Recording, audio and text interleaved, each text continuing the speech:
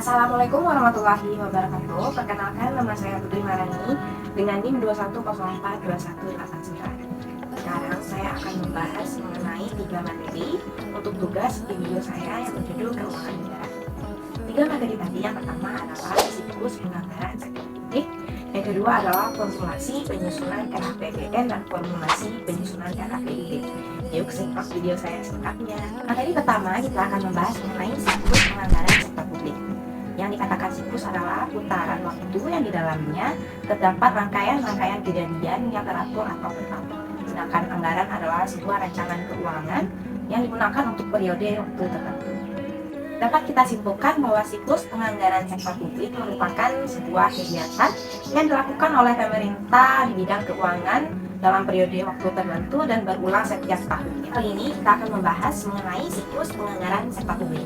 Yang pertama adalah tahap persiapan, di mana pimpinan memberikan arahan kepada seluruh anggota-anggota organisasi tentang masukan, usulan, atau kerja-kerja program atau proker yang akan dilaksanakan ke depannya.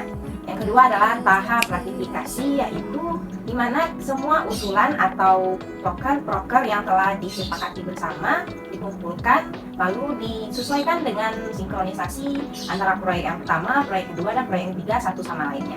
Yang ketiga adalah tahap implementasi, di mana semua rancangan-rancangan tentang mengenai proker-proker yang akan dilaksanakan disesuaikan dengan anggaran-anggaran yang akan diberikan, sumber dana yang didapatkan, dan lain-lain.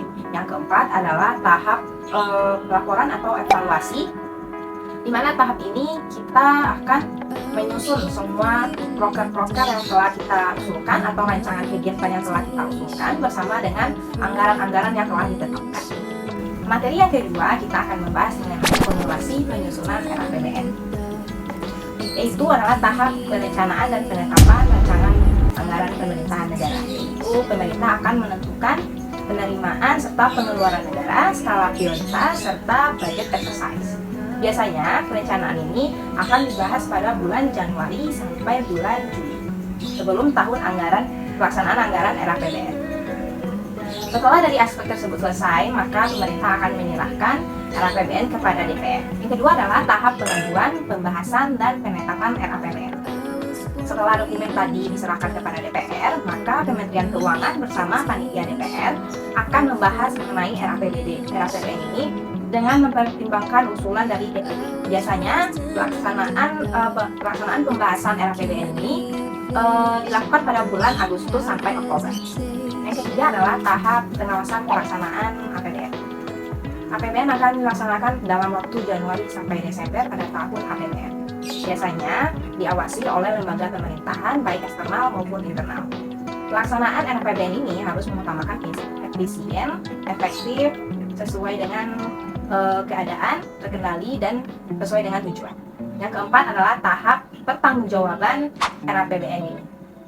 Biasanya, Kementerian Keuangan akan membuat laporan pelaksanaan APBN, kemudian diserahkan kepada DPR 6 bulan setelah pelaksanaan APBN tersebut. Kemudian, Presiden akan membahas RUU mengenai pertanggungjawaban RAPBN bersama dengan DPR. Kemudian DPR menyerahkan laporan keuangan pertanggungjawaban APBN kepada BPK, dan kemudian BPK akan memeriksa apakah laporan tersebut sama sesuai dengan lapangan. Materi yang ketiga, kita akan membahas mengenai formulasi penyusunan RAPBD. Yang pertama adalah tahap perancangan atau pengajuan RAPBD. RAPBD akan diberikan rancangannya oleh pemerintah daerah dan diberikan kepada DPRD dengan dokumen-dokumen pendukungnya.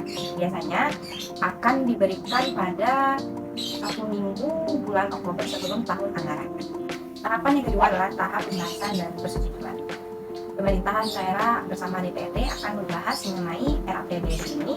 Jika DPR setuju, akan ditetapkan sebagai perda. Tahap yang ketiga adalah tahap pelaksanaan RAPBD, yaitu tentang pelaksanaan RAPBD ini akan dituangkan melalui keputusan dari wali kota, bupati, atau gubernur.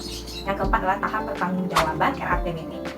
Pemerintah daerah akan menyerahkan laporan keuangan mengenai pertanggungjawaban RAPBD ini kepada DPRD.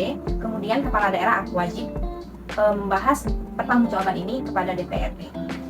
Hanya itu materi yang bisa saya sampaikan mengenai siklus penganggaran sektor pejabat publik, formulasi penyusunan RAPBN, dan formulasi penyusunan RAPBD. Saya ucapkan terima kasih telah menonton video saya.